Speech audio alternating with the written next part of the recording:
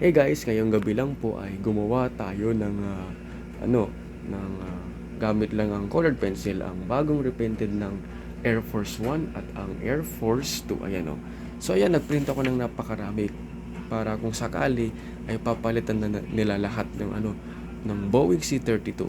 And also, ito po yung bagong Boeing na papalit bagong Air Force 1 dahil sa 2029 daw ay ayon lang sa Google, sa 2029 daw ay magre-retire na po yung Boeing 747-200B o yung Boeing VC-25 ngayon na kulay blue ang kulay na ginagamit kasalukuyan ni US President Donald Trump.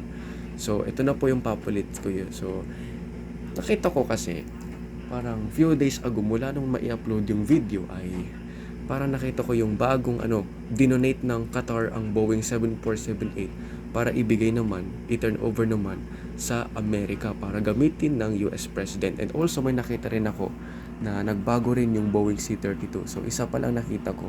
Kaya po ako nagprint nito kung sakaling papalitan nila lahat ng Boeing C-32. So yun lang po guys muna ang ating video ngayon. Simpleng video upang i-update ko lang kayo. So yan lang po, bye bye!